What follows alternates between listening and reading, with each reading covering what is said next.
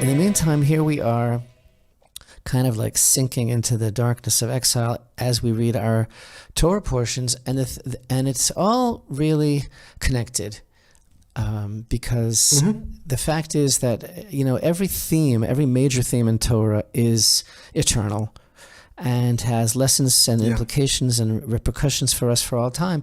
And that's so important when people study. You mentioned Rabbi Hirsch's commentary, which is really invaluable.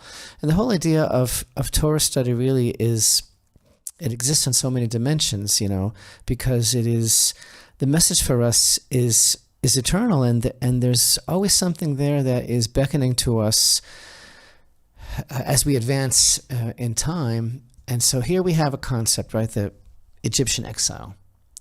Do you know how many times the Torah reminds us that we were slaves in Egypt and mentions the whole concept of this time that we're learning about now in these Torah portions in Exodus?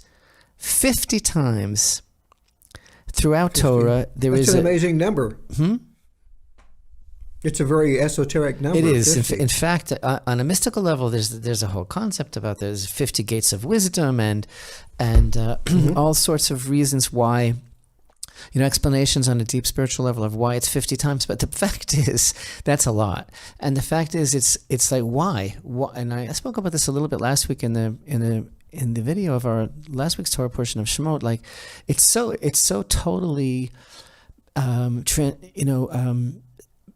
transformational, and also it's a basic idea. This concept of the exile that we all face, and the whole concept of leaving everything that Egypt represents. It's not. When we study now about the taskmasters and the terrible travail and everything that the Israelites went through in Egypt, there's the specifics of that story, and there's the specifics of everything that we can learn about that. And I know you want to share a lot today about the plagues. The majority of the plagues are actually in this week's Torah portion. The first 7 of the 10 plagues are here in Parshat Va'era.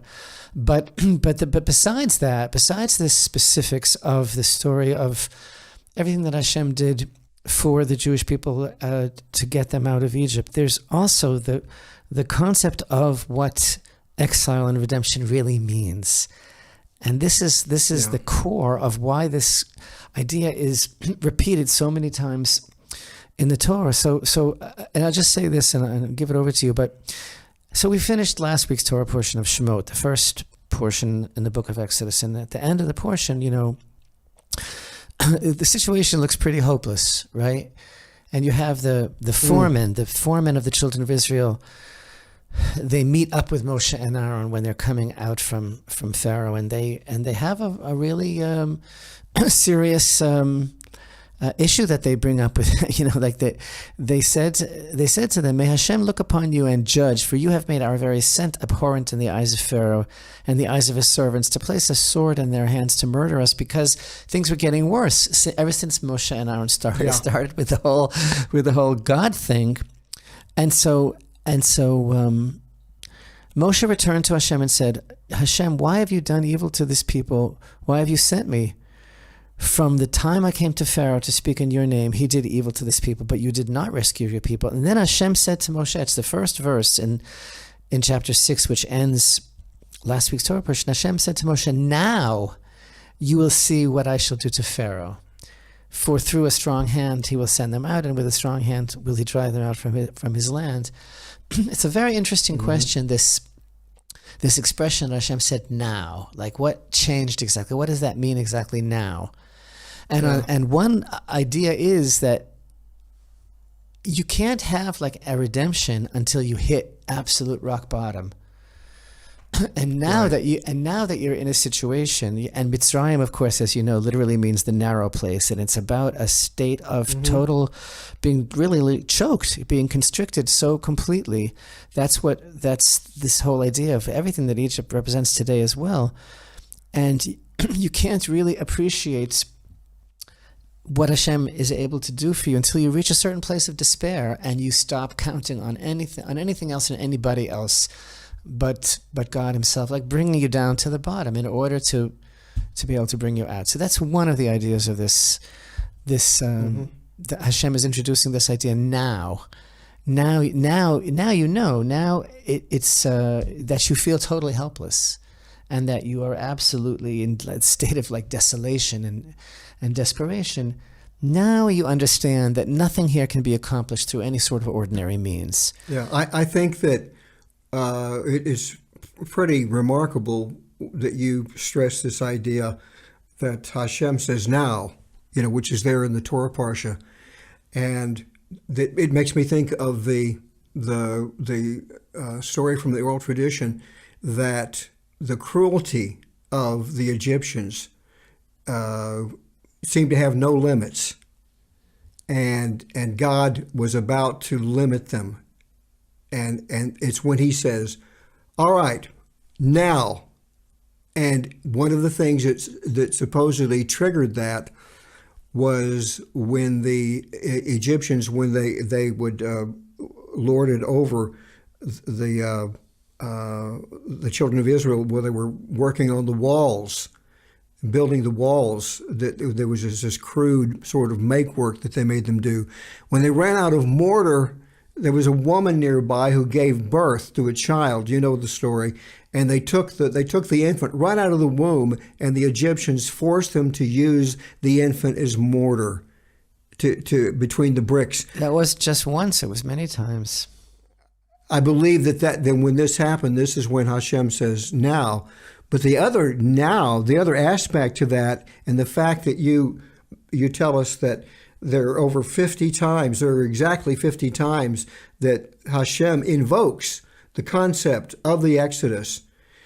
It ties directly back to the because it's brought up again and again as they're going to the land, as they're going to the promised land, because this is the whole goal after they leave, is to go to the land that God gave them, so that they could inhabit a place for a new nation. When He says now, it's recalling the fact, and all these 50 times all harken back to Breshit, Genesis 12, when Avraham Avinu says, "How will I know that this land will belong to my offspring?" And Hashem's answer is to get 5 kosher animals and to offer them. And then God shows him this entire panorama of what will happen to Abraham's offspring. And basically, He says to him, after He shows him going into exile, He says, He's answering the question, how they will know that the land belongs to them is because you went through the Exodus.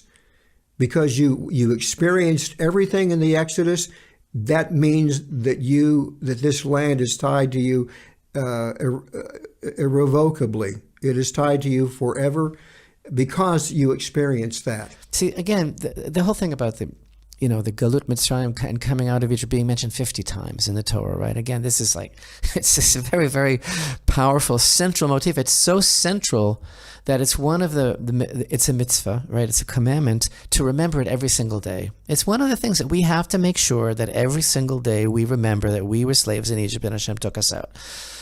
And that's not just like some historical thing. It's not a yard site, It's not a commemoration or a remembrance. It's because we are in that kind of vortex all the time, slip sliding between exile and redemption. It's a very personal thing. And another point that I tried to make in the video last week, it's personal, it's national, it's global. So again, I'm saying all this because the whole subject being mentioned so many times in Torah is because it's not even about this. Yeah, this is a cornerstone of faith, that this happened and that Hashem took us out, and that changed everything, and that Hashem took us, that we, Israel, were slaves to Pharaoh, and Hashem said, no, you're only my servants. And He showed how Pharaoh was literally the man behind the curtain, right, in the Wizard of Oz. And He sent Moshe to meet him, when he was relieving himself at the river. And like Ezekiel says, say to Pharaoh, Pharaoh says, he's the great serpent crouching in the river. Mine is the Nile. I created it. And that's why blood was the first plague, because Hashem first wanted to execute judgment against their gods, and they worshiped the Nile and all of that. That's all true. And again, that's this incredible cornerstone of Torah faith. But besides all that, it's all happening all the time. We all deal every day with an aspect of exile.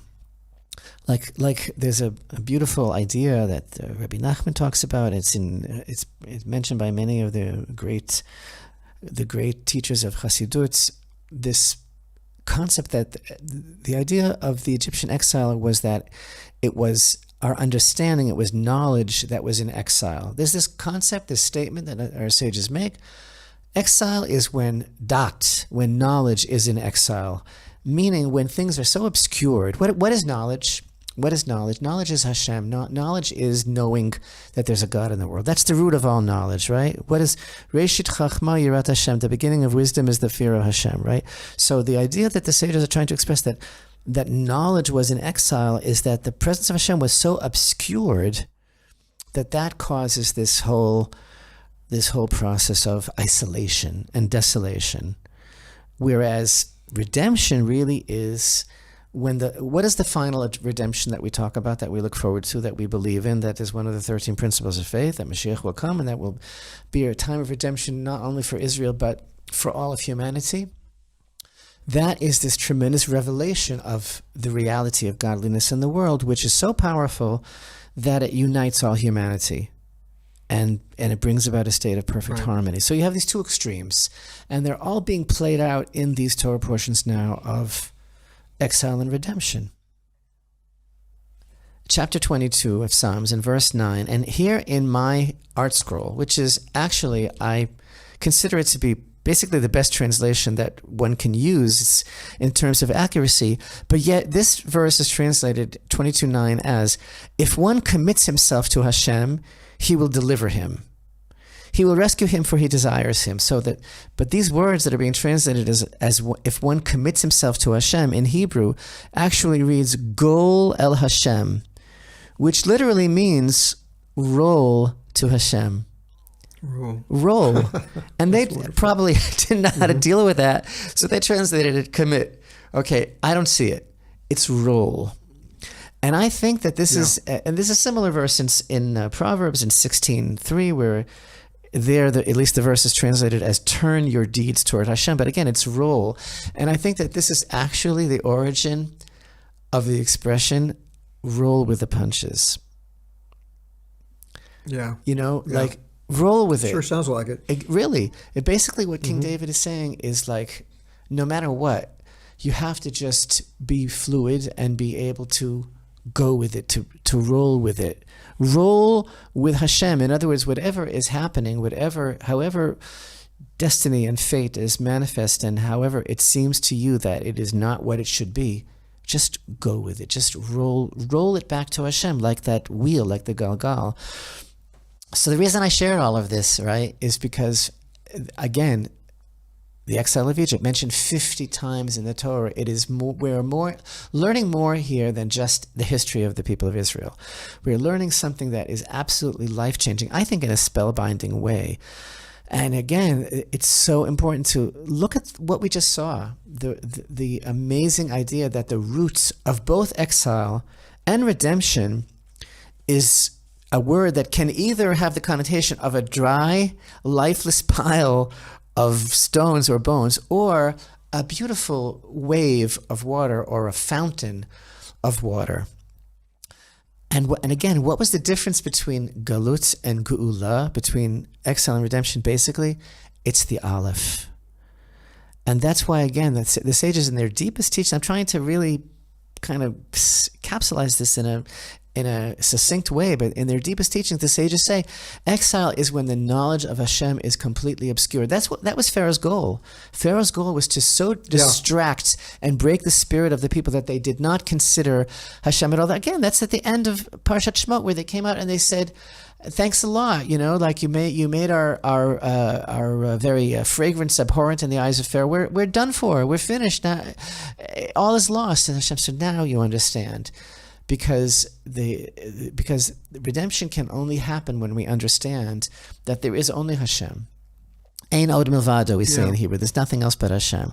But you actually see all of these lessons in the Hebrew itself, in the difference between a gal, which is a dry pile, and a gal, which is a refreshing wave, in the difference between exile and redemption, and in this whole concept of that it basically, what I'm trying to say, what I think King David is trying to tell us in Psalms 22 is that it can go either way.